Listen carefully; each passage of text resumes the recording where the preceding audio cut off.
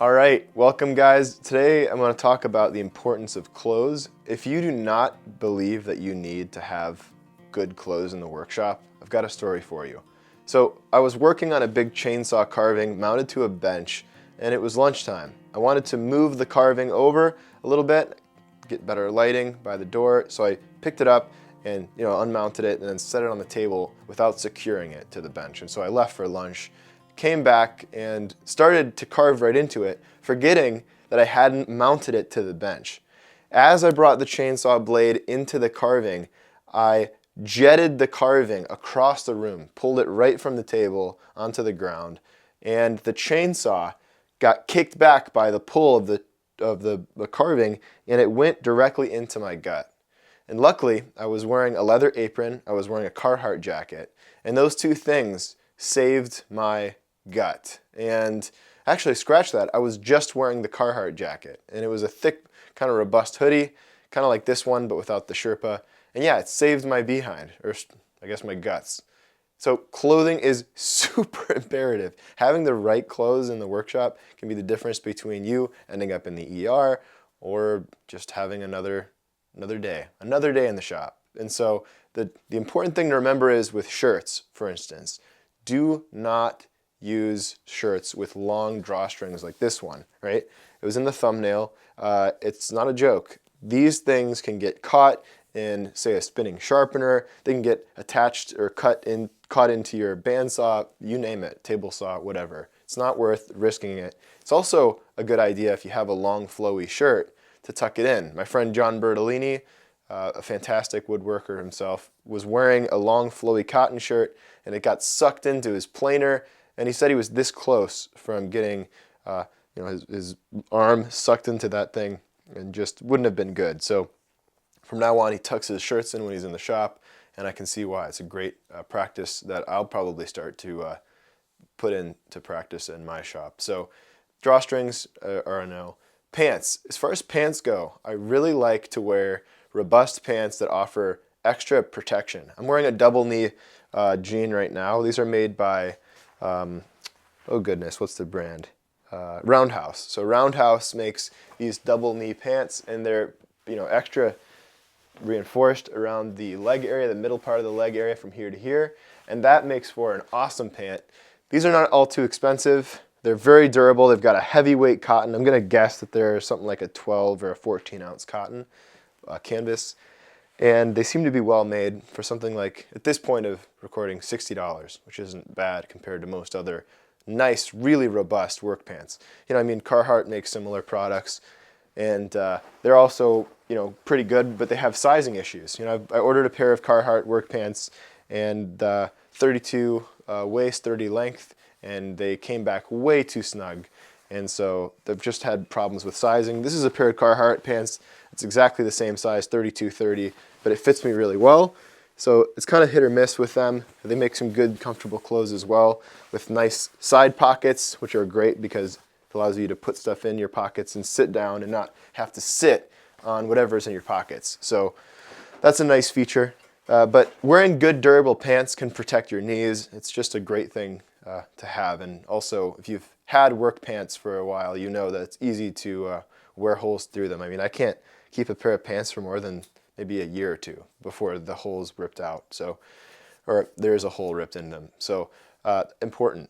Which brings me to aprons. Aprons are so great to have. In fact, I stand by the use of a leather apron because leather is just so much more durable, and well, it saved my future kids. This was another chainsaw incident where the chainsaw kicked back. I was holding the chainsaw improperly.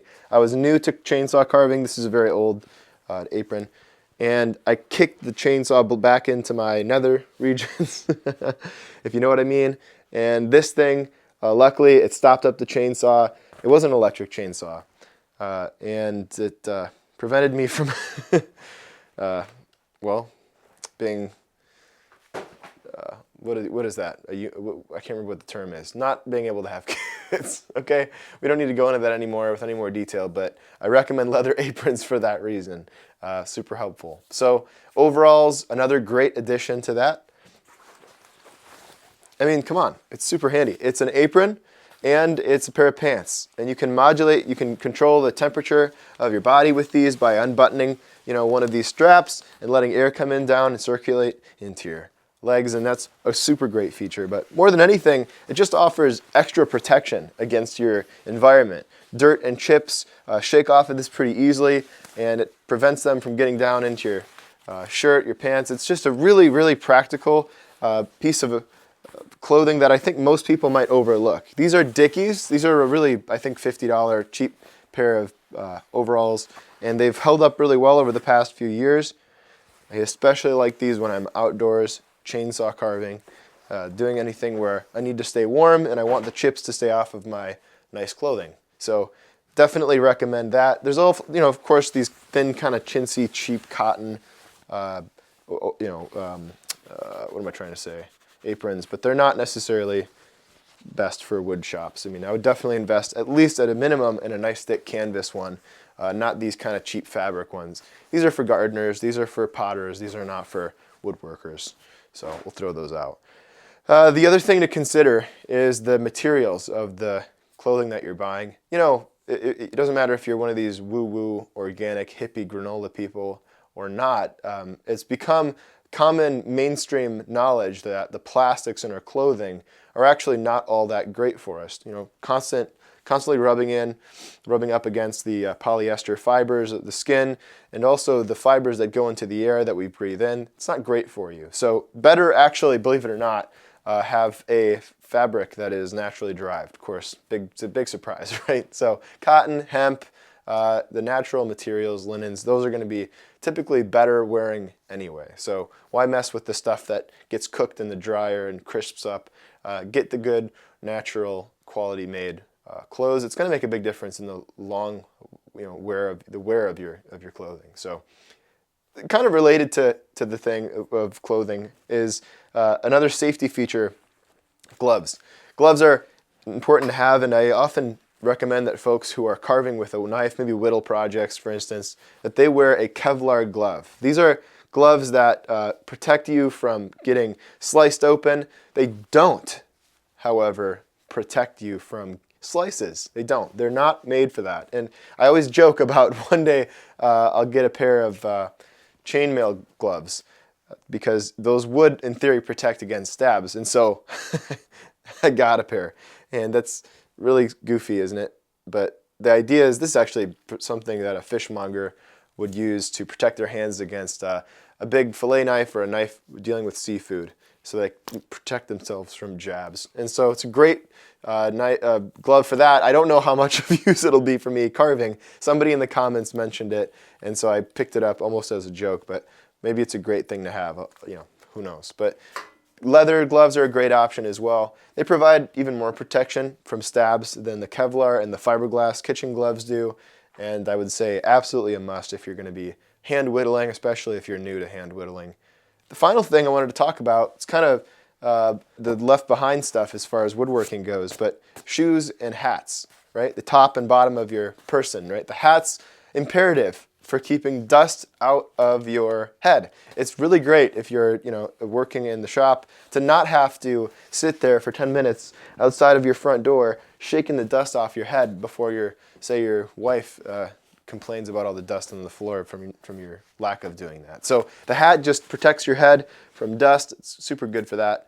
And come on, it's an easy one. You don't have to fix your hair. Who wants to fix their hair in the morning? Throw the hat on. That's a very useful dust protection thing. And don't get the netting, the kind with the netting. It's going to let all the fine dust in your hair. Kind of defeats the purpose. You show up home from your wood shop after wearing one of those, and you're just as dusty as you would have been. So I would toss that out. But the other thing, shoes. Shoes are important. I have a pair of Red Wing Irish setters that are really durable. They're a construction boot. Not exactly familiar with the model number, but they're a very comfortable construction boot. I wear them all the time. But as far as like in the shop, quietly woodworking or carving, my friends and I, we do love these Birkenstock clogs. The nice thing is they're a really thick, rowdy leather, And that leather is going to protect you from falling sharp tools. It's going to be durable enough, and yet it's just easy to slip on and off. You're not going to do any athletics in these, of course. They're slip-on, slip-offs, but very, very handy in the shop, comfortable and durable. So bearing these things in mind, get yourself some good quality clothing, invest in yourself, invest in the stuff that's going to not attract dust, you know, the sharpen material. I don't recommend this. I'm kind of wearing this as an example. Look at all the dust that's attracted to this fake polyester Sherpa. Avoid that if you can. Here's another example of that. My wife's shirt that she lent me. It's a male shirt that she got from Salvation Army years ago, but it's just gotten all this kind of, and this is after she spent, you know, hours trying to pick the junk out of it, or at least an hour. You know, it's just stupid. Don't wear this stuff. You're a magnet for wood chips when you're wearing it, and it's just not worth the time it takes to peel all the wood chips off of you. So keep those materials tightly knit and natural as well. So one thing I'll mention, you know, for specialized things as far as chainsaw carving, if you're a homeowner that burns wood, or maybe you're working at a lumber mill, you already know about this stuff, but chaps are important. You know, I would recommend, you know, even a homeowner who's cutting their own firewood, wear something like these, because one fell swoop of the chainsaw and you could have a real serious problem. People don't realize how dangerous chainsaws are, and so having this, the chaps that buckle to your jeans or whatever outfit you're wearing, they kind of wrap around your leg. It's really super important to have. You know, it's kind of a hassle to have to do, but it's worth the extra time. If you're really averse to taking the time to put the chaps on to protect your body, there are chap pants. They're like chainsaw pants that allow you to just kind of, they're just a pant with the same sort of fibers woven into them that stop up your chainsaw and prevent your chainsaw from cutting into your body. This is sort of a challenge for the electric saws. The electric saws don't bind up quite as easily as the gas ones, so bear in mind there are, I believe, special chainsaw pants for electric chainsaws. Don't quote me on that, but that's what I've heard. So keep that in mind. Safety is very, very important. So is comfort. So find stuff that fits you well. I particularly like Filson. I like Carhartt. And I like now Roundhouse. I've just discovered them. Very happy with those brands. So we'll do a more in-depth discussion about this stuff in the future if you're interested. But feel free, please like this video, subscribe, and check out my other content. I appreciate it always. I don't take it for granted. And I'll see you in the next one.